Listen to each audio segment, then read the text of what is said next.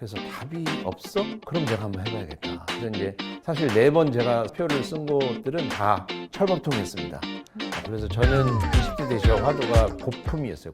안녕하십니까. 공주대학교 사범대학 특수교육과의 임경원 교수입니다. 공주대학교에 있는 특수교육과는 어떤 걸 하는 곳인가요? 네, 특수교육과는요, 장애 학생들이라고 보통 표현되는데, 이제 특수교육이 필요한 학생들을 유초, 중고, 또 전공고까지 특수학교라든가 특수학급 같은 곳에서 특수교육 대상 학생을 가르치는 교사를 양성하는 사범대학이라고 부르시면 되겠습니다. 그럼 교수님 같은 경우에는 기존에 특수교육과를 나오셔서 특수교사를 하신 경험이 있으신가요? 그렇죠. 제가 이제 현장에 한 10년 정도 있었는데, 제가 전문성이 사표 쓰기라 가지고, 한 4군데 있었어요. 그래서 이제, 보건복지부 소속 기관에서 교사를 한 적도 있고, 교육부 소속의 특수학교에 2군데에서 교사 생활을 한 적도 있고, 또 노동부 소속의 직업 전문학교, 성인기 발달장애인들을 대상으로 하는 교사 생활도 했고, 한 10여 년 정도 교사 생활을 했습니다. 다양한 곳에서 근무를 해보면서 이제 장애인의 삶 전체에 대해서 이제 조망할 수 있는 기회를 얻을 수 있었죠. 실제로 그 장애 학생들하고 부딪혔을 때의 에피소드 같은 게 있을까요? 10년째 스토킹 뭐 이런 우리 친구들이 한 번 선생님과 제자의 연을 맺으면 평생 가거든요. 그래서 이제 막 전화가 와서 받으면 선생님 저 지금 집에 가요. 어쩌라고 다 보고 저 지금 밥 먹었어요. 이렇게 전화를 합니다. 그러니까 보고 싶으니까 그냥 자기 전화를 받아주는 사람이 별로 없는 거죠. 20년 넘었는데 지금도 안부 전화를 그렇게 그냥 목소리 듣고 싶어서 했다. 자기 자전거 타고 있다. 뭐 이런 얘기를 하는데 지금도 끊이지 않는 에피소드라면 에피소드죠. 그때 그러면 만났던 제자분들도 나이가 좀 있으시겠어요, 이제? 벌써 이제 40대 들어가는 친구들이 있고 결혼한 친구들도 있고 되게 다양해요. 어쩌다가 특수교육에 관심을 가지게 되셨어요? 저는 원래 신학대를 가고 싶었어요. 신부님이 되고 싶었는데 신부님하고 상담했더니 평신도로 사는 게 좋겠다 하셔가지고 무엇을 해야 인생이 의미 있을까 그런 생각을 하다가 성당의 친구 중에 특수교육과 간 친구가 있어가지고 사회복지는 너무 범위가 넓으니 특수교육을 해봐라 이렇게 해서 이제 관심을 갖게 됐는데 처음에 특수교육이 특수부대 교육하는 건 줄 알았죠. 그때 그게 아니라 이제 장애 아이들을 평생 동안 가르치는 거라고 그래서 얘기를 막 듣다 보니까 너무 어렵게 생각이 드는 거예요. 친구한테 물어봤죠. 이거 평생 되게 어려울 것 같은데 답이 잘 없을 것 같은데 라고 물어봤더니 그 친구가 맞아 답이 없어 되게 힘들어 라고 얘기하더라고요. 그래서 답이 없어? 그럼 내가 한번 해봐야겠다 라고 매력을 느꼈어요. 인생이 한 번인데 법대 가서 뭐 판검사 변호사 되면 뭐 노력하면 되겠죠. 뭐 상대 가서 좋은 회사 가서 돈 많이 벌면 뭐 그렇게 되겠죠. 뭐 근데 그런 인생이 너무 뻔해 보이는 거예요. 남들 다 그렇게 서로 살겠다고 하는데 굳이 나까지 그럴 필요 없다고 생각했죠. 근데 이제 그 친구 얘기를 들어보니까 특수교육 쪽이나 이 장애인 쪽은 정말 답이 없어 보이는 거예요. 여기에 답을 찾는 일을 하면 내 인생이 되게 가치롭겠다. 신부님이 되는 거 못지않게 재밌겠다 라는 생각을 하겠죠. 교사 생활을 하시다가 어떻게 교수로 또 넘어가게 되셨나요?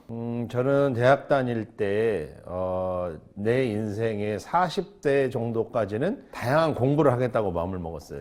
어느 한 직장에 안정하고 싶지 않았고 다양한 배움을 가져야겠다 생각을 했어요. 왜냐하면 보통 20대 중반에 사회에 진출한다고 봤을 때 40세가 된다면 한 15년 정도 사회생활을 하는 건데 어떤 분야든 한 분야에서 10년 이상은 돼야 그 사람이 그 분야에서 뭐 좀 하겠다라고 인정해 주잖아요. 그래서 이제 40세 정도 돼서 내 영향력을 갖는 위치에 가고 싶은데 그때까지는 배울 수 있는 곳을 다녀야겠다. 그래서 이제 사실 4번 제가 표를 쓴 곳들은 다 철밥통이었습니다.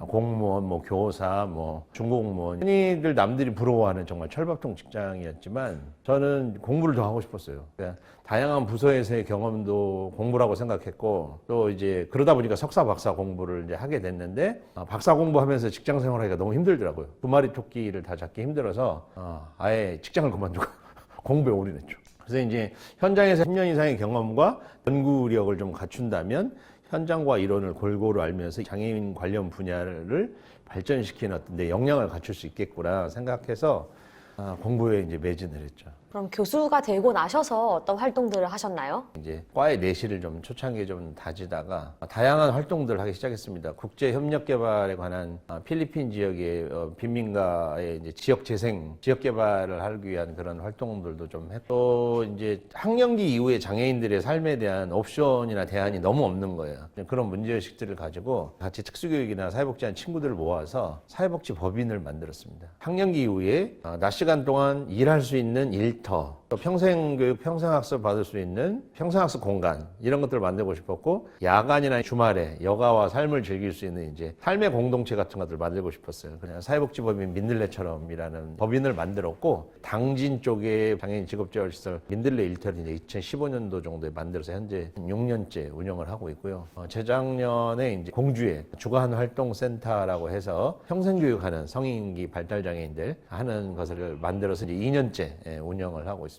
그리고 주거 모델, 요즘 뭐 탈시설 운동이 많이 제기되고 있는데, 지원이 있는 주거 모델을 만들기 위해서 당진에서 지금 3번째 모델을 준비 중이고요. 마지막으로 4번째로 이제 공주 쪽에다가 농촌형으로 지역의 마을 공동체를 만드는 작업을 지금 준비를 하고 있습니다. 흔히 교수라고 하면은 학생들을 가르치는 일이 네. 주 업무라고 생각을 하는데, 교수님은 그 외에 다양한 활동들을 되게 많이 하시는 것 같아요. 네. 그러한 것들을 하시면서 좀 느끼는 보람이 있을까요? 저는 이제 특수교육이라고 하는 것은 학문 자체가 응용학문이에요. 그러니까 다양한 학문 분야의 이론들을 가져다가 현실적으로 장애 아이들이 태어날 때부터 장애 노인이 되어서 이제 삶을 마감할 때까지 어떻게 이런 교육적 접근들을 할 것인가를 응용해서 실제로 만들어내는 일이 되게 중요하다고 생각하기 때문에 학생들을 잘 가르쳐서 좋은 선생님 만드는 일은 기본이라고 생각하고, 거기에다가 새로운 현장 모델을 만들어내서 현장에서 이렇게 운영하니까 참 괜찮은 모델 같다, 다른 지역에서도 배우고 싶다, 이런 것들을 만들어서 보급하는 것도 학자로서의 역할이라고 생각해요. 응용학문이니까요. 뭐 좋은 얘기만 하고 논문만 쓴다고 해서 세상이 바뀌진 않잖아요. 실제로 운영하는 모델들을 보여주고, 또 그런 것들을 연구해서 또 법이나 정책으로 만들어내는 일을 하고, 그래서 저는 특수교육을 2개의 수레바퀴로 돌리겠다.